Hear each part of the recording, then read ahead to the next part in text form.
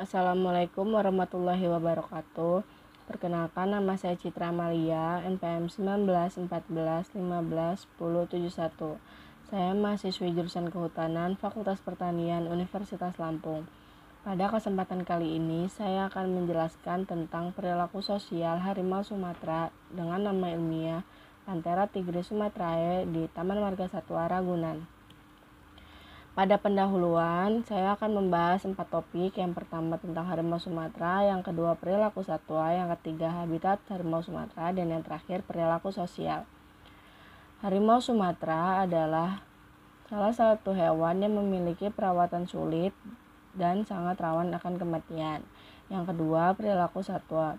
Perilaku satwa adalah strategi satwa dalam memanfaatkan sumber daya yang ada di lingkungan untuk mempertahankan hidupnya. Yang ketiga, habitat harimau Sumatera. Habitat alami harimau Sumatera adalah di alam bebas, sepanjang tersedianya mangsa yang cukup dan sumber air, serta terhindar dari berbagai ancaman potensial. Di habitat aslinya, harimau Sumatera terdapat di hutan hujan, dataran rendah, hingga pegunungan dengan ketinggian antara 0-3.000 meter di atas permukaan laut. Dan yang keempat, perilaku sosial. Perilaku sosial adalah perilaku yang dilakukan oleh satu individu atau lebih yang menyebabkan terjadinya interaksi antara individu dan antar kelompok. Perilaku ini dibagi menjadi 4. Yang pertama, perilaku afiliatif. Perilaku afiliatif adalah perilaku yang dilakukan dengan tujuan untuk mempererat ikatan sosial, koordinasi antar individu, dan kebersamaan antar atau di dalam kelompok. Yang kedua, perilaku agonistik. Perilaku agonistik dibagi menjadi 2, yaitu perilaku agresif dan perilaku submisif. Perilaku agresif adalah perilaku yang bersifat mengancam atau menyerang, sedangkan perilaku submisif adalah perilaku yang menunjukkan ketakutan atau kalah. Yang ketiga, vokalisasi. Vokalisasi adalah suara yang dikeluarkan oleh satu atau lebih individu untuk berkomunikasi dan koordinasi di antara anggota kelompoknya. Yang keempat, perilaku maternal atau mothering adalah perilaku induk yang bertujuan untuk melindungi dan memelihara anaknya. Perilaku sosial pada harimau Sumatera di Taman Marga Satwa Ragunan. Aktivitas sosial yang diamati dibedakan menjadi aktivitas sosial antar harimau Sumatera. Yang kedua, aktivitas sosial harimau Sumatera dengan perawat atau kiper. Dan yang terakhir, aktivitas harimau Sumatera dengan pengunjung. Yang pertama, harimau Sumatera berinteraksi dengan harimau Sumatera yang lainnya. Harimau Sumatera dapat berkomunikasi melalui bau-bauan dan suara. Harimau mempunyai indera penciuman yang kuat dan seringkali meninggalkan tanda berupa urin dengan bau yang khas.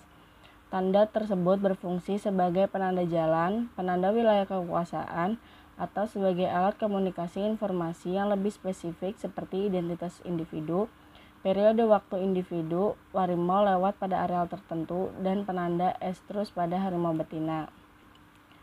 Yang kedua, aktivitas sosial harimau Sumatera dengan perawat atau kiper terjadi pada saat kandang tertutup, pemberian pakan, dan pada saat perawat atau kiper memasukkan harimau Sumatera dari kandang utama ke kandang dalam.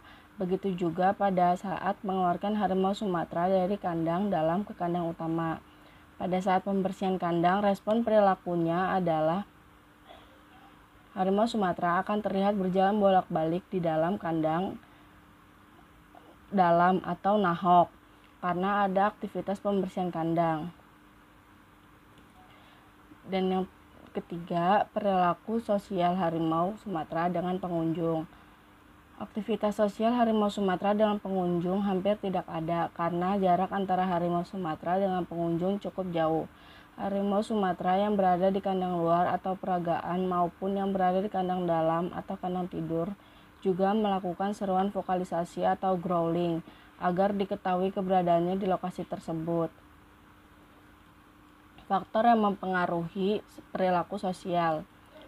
Di Taman Marga Satwa Ragunan, faktor yang mempengaruhi aktivitas sosial diantaranya adalah kondisi kandang harimau Sumatera yang berada dalam kandang lebih baik menghabiskan waktunya untuk istirahat, bolak-balik, dan sesekali mengasah kukunya di papan tempat tidurnya.